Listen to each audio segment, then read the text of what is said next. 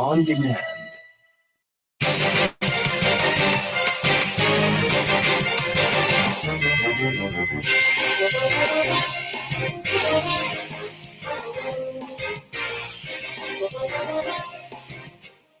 Good afternoon and welcome to WEFM's Midday News, brought to you with the kind compliments of Courts St. Vincent Limited. Pick your daily reward from the Quartz Ready Cash Money Tree. Every customer is a winner with every loan of $3,000 or more from Quartz Ready Cash. Plus, you get to enter to win a weekend for two at Sandals. No deposit, no collateral needed. All you need is your ID, proof of address, pay slips, job letter, and 2 references. Visit your nearest Quartz or Ready Cash location today or apply online at www.quartz.com. Get more for 2024 with Quartz Ready Cash. We are ready when you are. Conditions apply.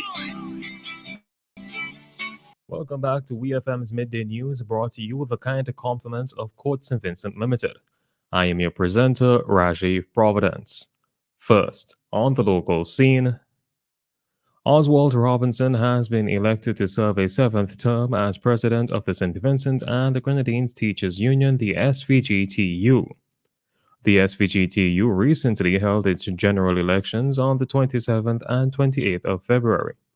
The results of those elections are as follows: President Oswald Robinson, First Vice President Vanrick Williams, Second Vice President Johan Blue Holder, General Secretary Katie Kate Rind, Assistant General Secretary Tishana Reed, Treasurer Mariah Samuel, Public Relations Officer Fiona Charles, and committee members Anthony Compton and Reba Cozier.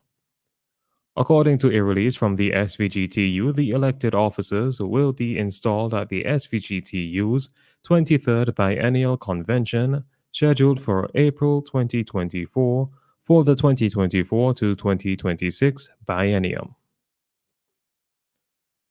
Corporal J. Harry of the Royal St. Vincent and the Grenadines Police Force, the RSVGPF, has emphasized the importance of respectful communication between police officers and the public. Corporal Harry, during a recent appearance on WEFM's Cop Chat program, said that officers speaking to members of the public in a disrespectful manner is unacceptable and is not in line with their goal of building resilient communities in SVG. We hear more from Corporal J. Harry. We as police sometimes we need to know how we speak to people, and instead of making them feel like if we're above them or treating them a certain way, we shouldn't, and that is not acceptable in the organization. And to encounter certain issues, we have to know how to be community police officers. That was Corporal J. Harry of the Royal St. Vincent and the Grenadines Police Force speaking on WEFM's Cop Chat program. Corporal Harry, during his appearance, urged the public not to hinder police officers while they are trying to execute their duties. Still on the local scene, the launch of the Backyard Gardening and Climate Smart Agriculture Program, a component of the Improving Vegetable Cultivation Management and Post-Harvest Handling Project, was held at the North Union Secondary School. 400 students, farmers, and backyard gardeners attended the launch, which aimed to enhance agricultural engagement and facilitate the distribution of vegetable seeds to further strengthen sustainable practices among farmers and students. Ambassador of the Republic of China on Taiwan, Her Excellency Fiona Fan, delivered remarks emphasizing the project's role in fostering sustainability and efficiency within the agricultural sector. Her Excellency Fiona Fan encouraged the attendees to utilize the distributed seeds for the advancement of agricultural development. Minister of Agriculture, Forestry, Fisheries, Rural Transformation, Industry and Labor, and Area Representative for South Central Windward, Sabota Caesar, expressed gratitude to the government and people of Taiwan for their ongoing support in the development of St. Vincent and the Grenadines' agriculture sector. At the launch, Minister Caesar highlighted the incorporation of agricultural technology for backyard gardeners and farmers to build a resilient agriculture sector. On to news in the region. Antigua and Barbuda's Prime Minister Gaston Brown on Wednesday said concerns have been raised about the method used to send the president of the Barbados-based Caribbean Development Bank, the CDB, Dr. Hygienist Jean Leon, on administrative leave since January.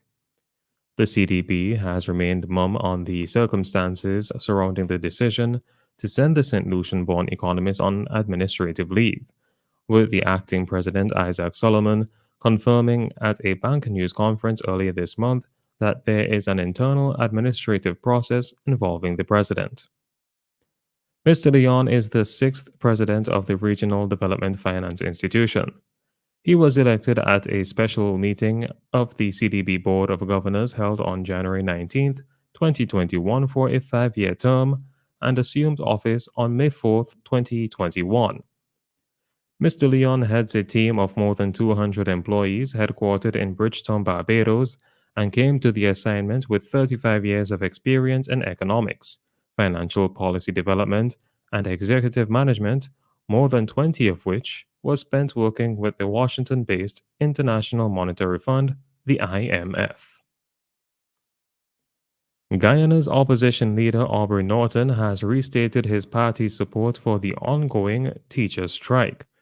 Norton accused the government of being uncaring about the teachers' concerns and the hundreds of students affected by their absence from the classroom for over 2 weeks. He said that it is regrettable that the current regime has allowed this impasse to endure for so long, despite the availability of the oil revenues as referenced by the recent $1 trillion budget. He also hit back at claims that the Guyana Teachers Union's protest is political, saying that the issue of public servants' remuneration packages should not be a partisan issue. Norton said if his party wins next year's regional and general election, they will prioritize the well-being of Guyana's teachers and public servants. On the international scene, the death toll of Palestinians killed by Israeli forces while waiting for food aid in Gaza has risen to 81, with about 700 people wounded, Gaza's health ministry says. It added that given the dozens of injuries range from serious to critical, the death toll may rise to more than 100. Dr. Hussam Abu Safia, director of the Kamal Adwan Hospital, says the situation at the medical facility is at breaking point as it struggles to cope with victims from the Israeli attack on Palestinians waiting for aid.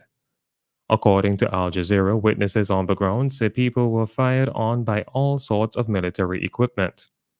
The aid seekers were hit by direct artillery shelling, drone missiles, and gunshots, according to hospital officials. The truck, which had planned to deliver food aid, ended up piling in dozens of dead and wounded Palestinians and rushing them to the nearest health facilities. Finally, in sports, Al Nassr forward Cristiano Ronaldo has been banned for one match for provoking fans following the Saudi Pro League win over Al-Shabaab. Al-Shabaab supporters chanted Messi, Ronaldo's long-term rival Lionel Messi, after Sunday's 3-2 defeat in Riyadh. Portugal captain Ronaldo, 39, cupped his hand to his ear and made a gesture to the fans. He has also been fined 30,000 Saudi riyals, or £6,300, by the Saudi Arabian Football Federation, the SAFF. The SAFF Disciplinary and Ethics Committee said Ronaldo cannot appeal against the decision. This has been WEFM's Midday News. I have been your presenter, Rajiv Providence. Join us again at 3 o'clock for WEFM's 3 p.m. news. WEFM's Midday News came to you with the kind compliment of Quartz St. Vincent Limited. Pick your daily reward from the Quartz Ready Cash Money Tree. Every customer is a winner with every loan of $3,000 or more from Quartz Ready Cash. Plus, you get to enter to win a weekend for two at Sandals. No deposit, no collateral needed. All you need is your ID, proof of address, pay slips, job letter, and 2 references. Visit your nearest Quartz or Ready Cash location today or apply online at www.quartz.com. Get more for 2024 with Quartz Ready.